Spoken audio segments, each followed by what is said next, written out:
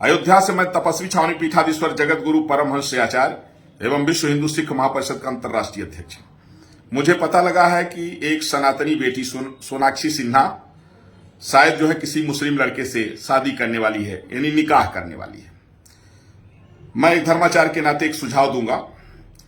हजारों नहीं लाखों हिंदू लड़कियों को मुस्लिम लड़कों ने प्रेम जाल में फंसा करके, और इसके बाद जिस तरह से लोग मछली को जाल में फंसा लेते हैं, लेकिन जाल में फंसाने के पहले कुछ ऐसी चीज उसमें लगा देते हैं जिससे मछली फंस जाती है, और फंसने के बाद इसके बाद पता लगता है कि उस मछली के कितने टुकड़े हुए और कैसे उसको तला गया, भूना गया, उसको भूंजा गया।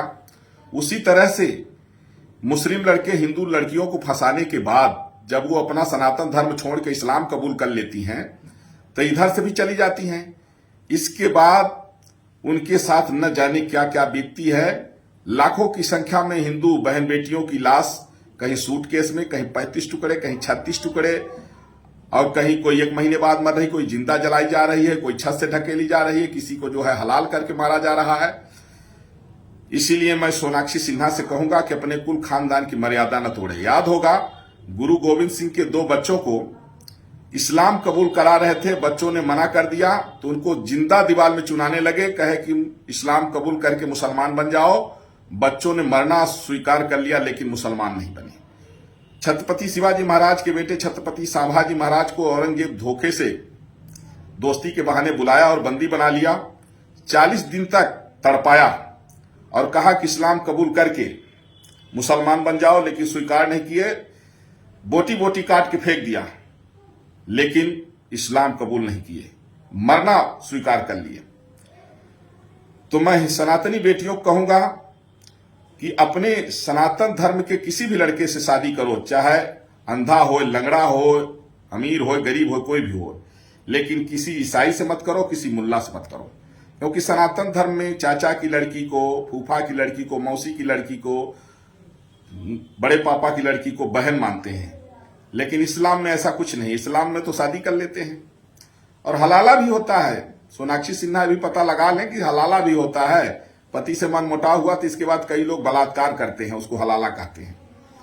तो इसलिए सनातन धर्म की अगर कोई भी बेटी, अगर वह सनातन धर्म को छोड़ करके ईसाई बन रही है, मुल्ला बन रही है, इस्लाम में जा रही है, तो जीते जी नरक जा रही, जीते जी जहन्नुम जा रही है। मेरा सुझाव है कि सोनाक्षी सिन्हा अपना निर्णय बदले और किसी हिंदू लड़के से शादी करे। अगर किसी मुस्लिम लड़के से शादी कर रही है तो समझ ले कि अब उसकी मृत्यु नजदीक आ गई है। क्योंकि जितने भी मुसलमानों ने हिंदू लड़कियों को फंसाया, उनका जीवन क्या होगा। जिस तरह से लोग मछली को पकड़ने के बाद, इसके बाद पता लगता है कि कितने टुकड़े उसके किए, कितने उसको ऐसे उनको जिंदा भूंजा गया। इसलिए मैं सोनाक्षी सिन्हा से कहूंगा, अपने माता पिता का सिर नीचा मत करो, अपने माता पिता का सम्मान बचा के रखो। तुम्हारे माँ बाप का नाम देखो क्या है, तुम्हारे घर का नाम क्या है, तुम्हारे कुल खानदान की मर्यादा क्या है। इस्लाम में बुत परस्ती हराम है। सनातन परंपरा का बिल्कुल निगेटिव इस्लाम है, और यही कारण रहा कि हमारा देश बट गया।